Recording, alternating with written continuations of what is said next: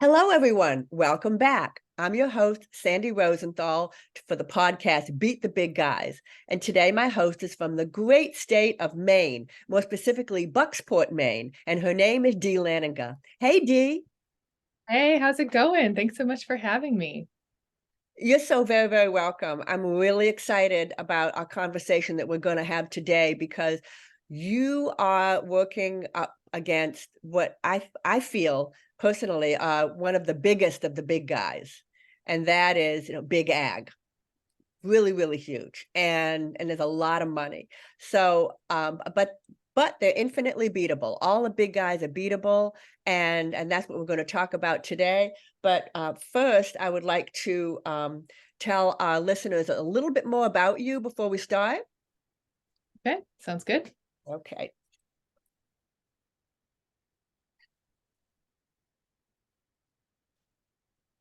Dee Laninga is the senior writer and content creator for Farm Action Fund, a farmer-led organization fighting corporate monopolies in agriculture. She lives in Bucksport, Maine, where she is well fed by local farmers.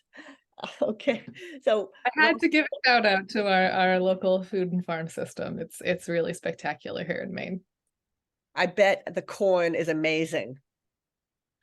Corn is great. We got a lot of great local meat, just a ton of locally raised meat, and great veggies in the spring and summer, although harder Well, to cook. I was raised in a very rural area in Massachusetts, and where I grew up, if you couldn't eat the corn the day it was picked, it was no good. You gave it to the animals. It's so fresh picked corn was de rigueur, and it was so good, and I miss it so much. Yeah, that's the best. It's the best. It's absolutely the best, and I eat it with lots of butter and sugar. That there's been this thing with eating it raw or almost raw. No, no, no, no. Cook with That's lots of it. butter and salt. So, anyway, I'm really am very interested in the work that you've been doing. You also have a fabulous website, which we'll talk a little bit about later. But yeah, go ahead, Dee, and tell our listeners what you've been working on. Great. Well, thank you so much again for having me on. I'm wondering if it might make sense to just spend a minute or two shedding some light on who or what we're talking about when we say big ag, because I think that term gets bandied around a lot and it's maybe not necessarily clear what we're talking about or how big ag got so big. So just very briefly, I'll just say big ag refers to the consolidated corporations that currently dominate every sector of our food system. So these companies, so when we say big dairy or big beef or big pork, these companies have been merging and buying up smaller ones, becoming these massive conglomerates that span countries or in some cases continents, and have become these concentrations of power over their respective industries. Big ag is not farmers. Just want to be 100% clear about that. We're talking about corporations that sell inputs, so seeds, fertilizer, chemicals like pesticides, and then corporations that buy raw products from farmers, so grain and livestock. We're also talking about corporations that control the distribution of food. And of course, we're talking about mega consolidated grocery corporations that sell the products. And these big ag companies in all of these different sectors have been able to gobble up their competition and then do things like underpay farmers and even price gouge consumers because our government stopped enforcing rules to protect competition, which we can call antitrust rules, back in the 1980s. And because of this failure to enforce rules and guidelines around competition, the system that produces and distributes our food in this country is controlled by this very small handful of extremely large, powerful corporations that no longer face any competition and don't have to play by the rules of a free market. Now, I think probably that still leaves a pretty big question, which is, why is that a problem? Why is it an issue that we have big companies? How does that affect everyday people who are just going to the grocery store? But The truth is that in a landscape that's ruled by these sort of historic levels of concentrated power, everyone is harmed. So that's not just farmers and ranchers, although it certainly is farmers and ranchers who are harmed. It's also anyone who works anywhere near agriculture, someone who works in a grocery store or in a dairy or on a chicken farm. Rural communities across the country are harmed by big ag. And then finally, and maybe sort of most overwhelmingly, everyone who eats is harmed in this landscape. So just going back to farmers, they're not going to be able to compete with these corporations in terms of getting prices from suppliers they can afford or finding places to sell their products. So we're actually losing farmers and ranchers at a very alarming rate. The workers that I mentioned, they are going to be much more easily exploited when the number of employers available to them dwindles because of all of these mergers and acquisitions. So if they are getting an abusive contract from an employer, they don't have any other options. Our rural communities, they're going to be harmed by big ag because these industrialized corporations move into their communities just to extract water and other natural resources. They pollute with impunity. So our fish, our streams, our fishing, all of the wonderful recreational opportunities that we have in rural America, those are getting ruined for generations. They also typically don't buy from local suppliers, so they drive the local suppliers out of business, the local economy tanks, and sort of in their wake, there's this hollow shell that nobody wants to live in. And then when we get to people who are eating, people who go to the grocery store, we're facing higher inflationary prices and fewer, less healthy options. This has become kind of a food economy that's take it or leave it. And big ag is able to determine what we can take.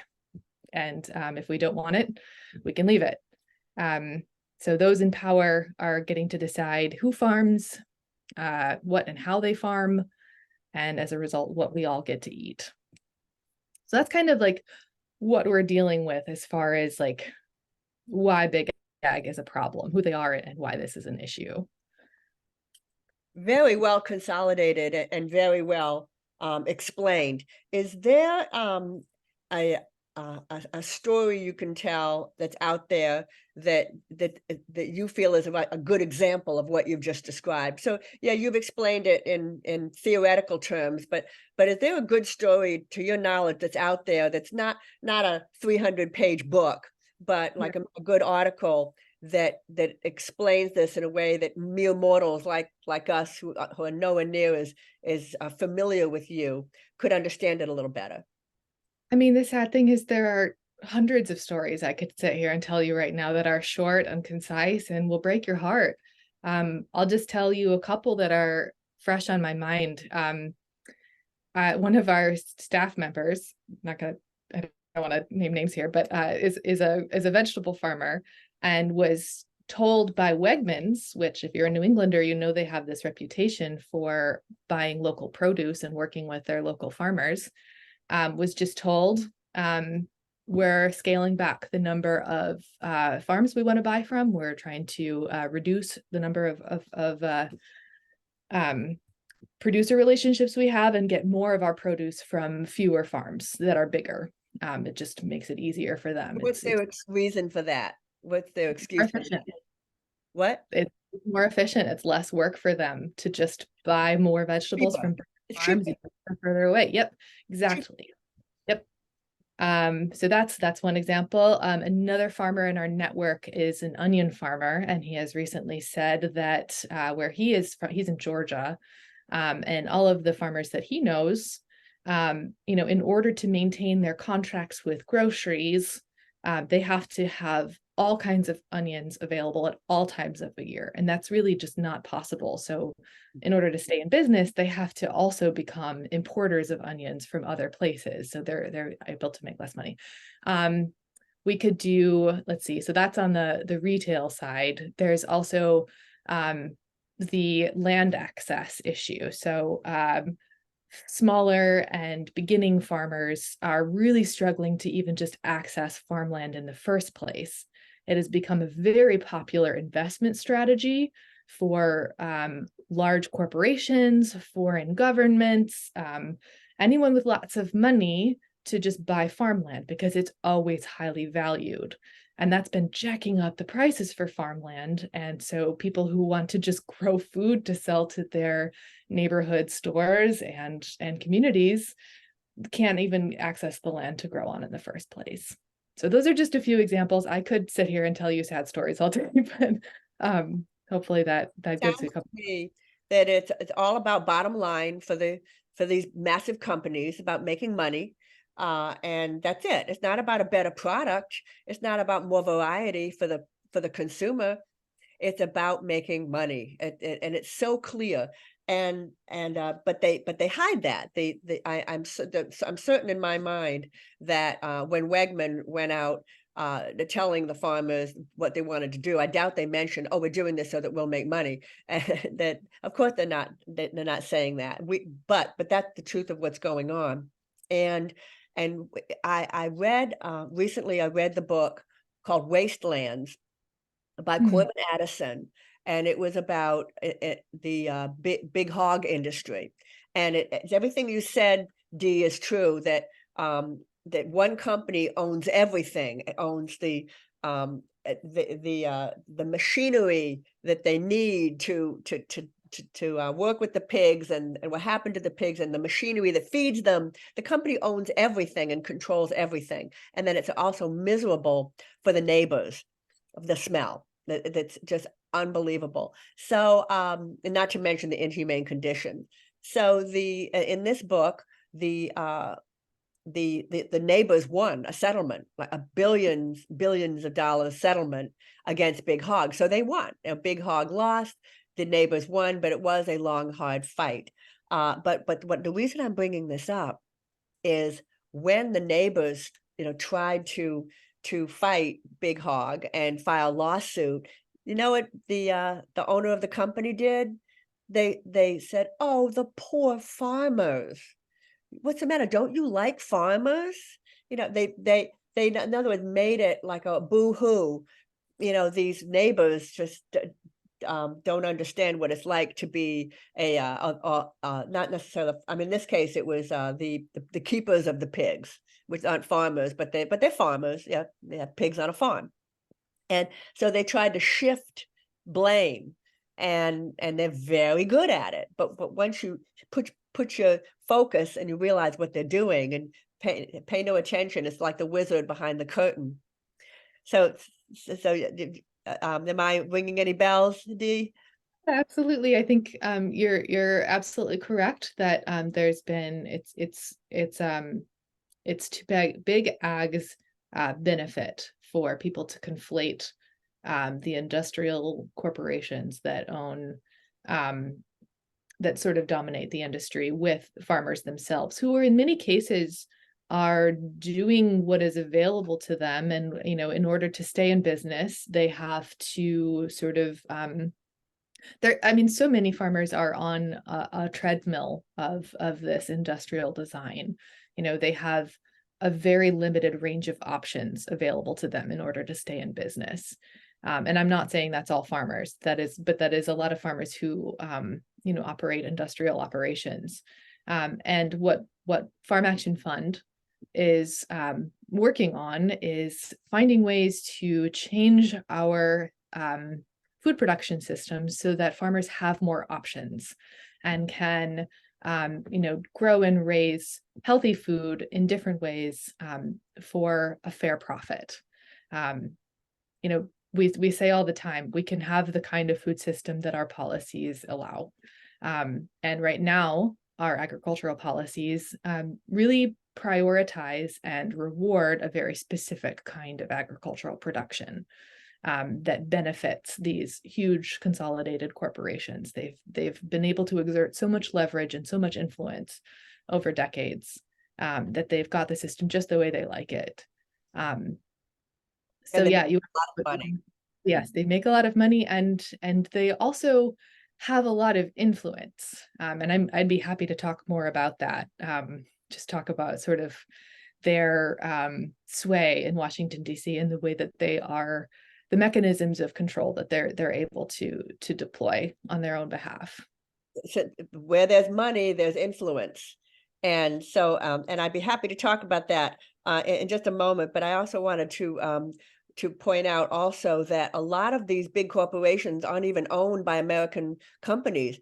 In the book that I mentioned about the hog manufacturer, it was bought out by China about 30 years ago. It wasn't even American. It was a Chinese company.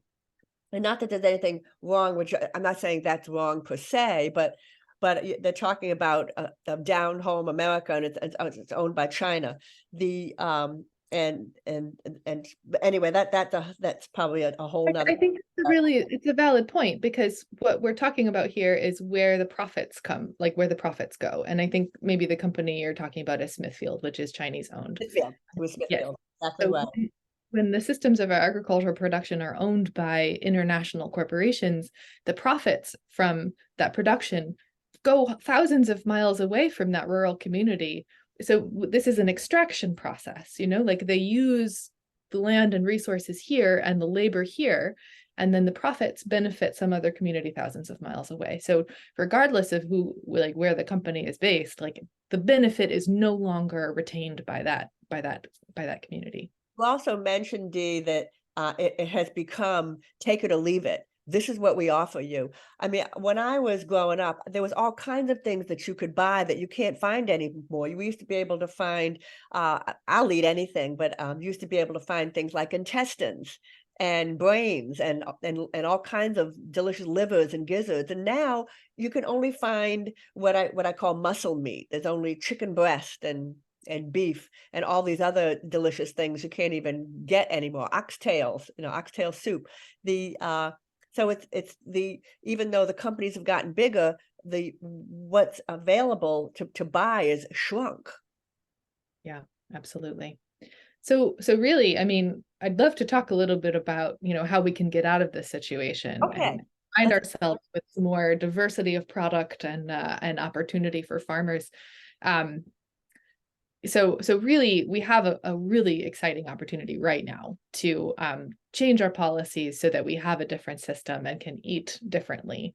And that is the Farm Bill. So Farm Action Fund is advocating for a fair farm bill.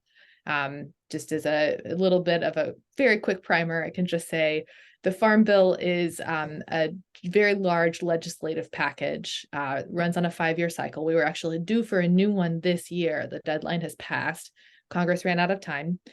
So they just passed this week a continuing resolution to keep the government funded that includes a 1-year extension of the Farm Bill. So we have 10 months to get a new one written and passed.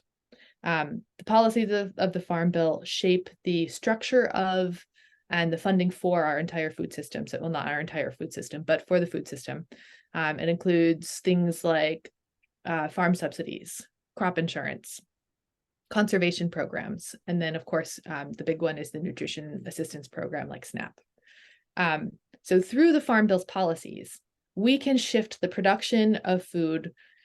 We can shift our resources to the production of food that feeds people instead of, so things like liver and more fruits and vegetables and grains and legumes. We can be supporting things like that instead of continuing to subsidize the production of feed grains for fuel and industrially raised livestock owned by big chicken, big pork, big beef.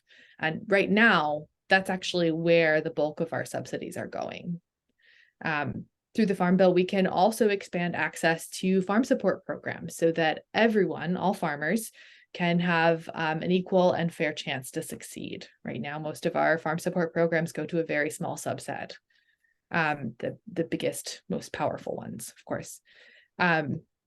We can, through the Farm Bill, focus on growing our local and regional markets so that the overall food system is more diversified and then, as a result, more resilient to global supply chain issues like pandemics and severe weather events.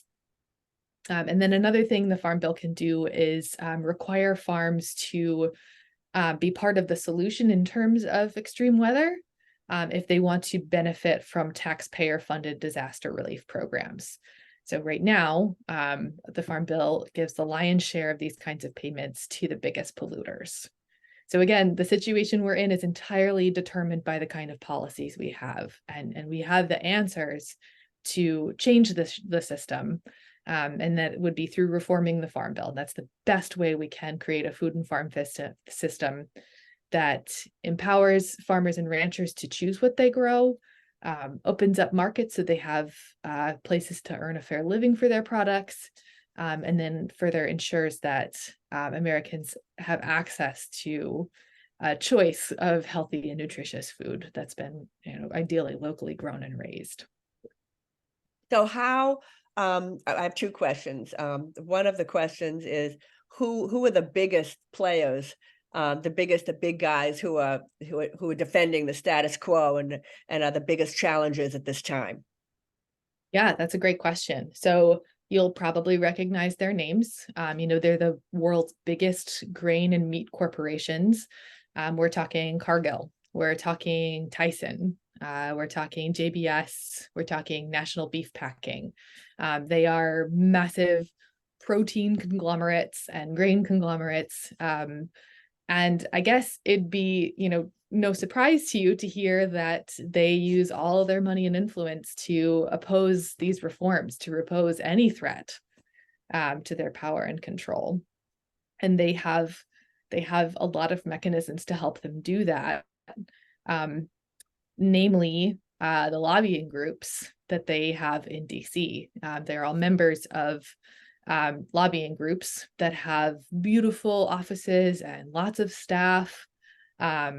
They lobby around the clock for policies that maintain the status quo, that either maintain or increase their member corporations' hold over their industries. So these lobbying groups, you may or may not know their names. They are the National Cattlemen's Beef Association, which doesn't that sound like a group of ranchers? It does. Yeah. But fun fact, fewer than 3% of cattle ranchers actually belong to NCBA. Wow. Yep.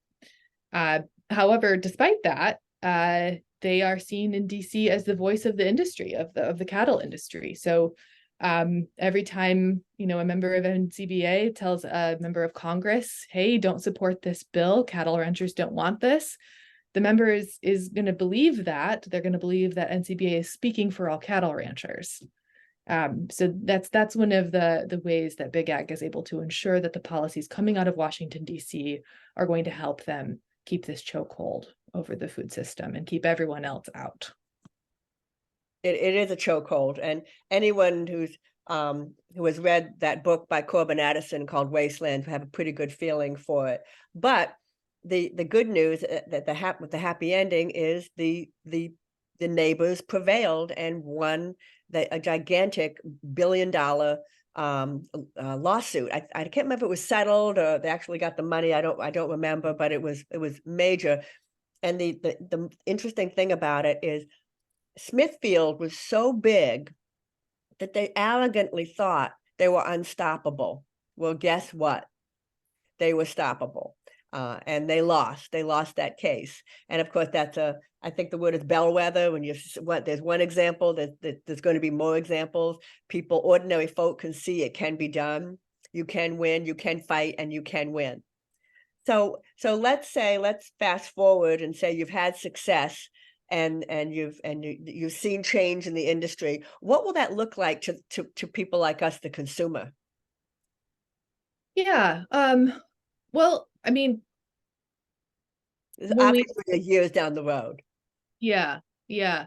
I mean, it would look like more opportunities, more options for farmers, more places to sell their products. It would look like more equal access, more fair access to things like farm credit and farmland. On the consumer side, it would look like more options in the grocery store that are clearly labeled, and I would be happy to talk about labeling as clearly and honestly labeled as either products of USA or organic, regenerative, any kind of label that's currently being exploited or diluted by Big Ag.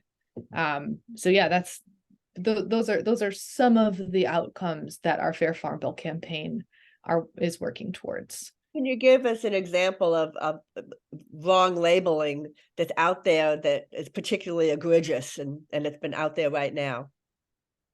Yeah. So the yes, mandatory country of origin labeling was something that used to have to be applied to all meat products in the United States. And it had to name the country where the meat product was from, was born, raised, and slaughtered.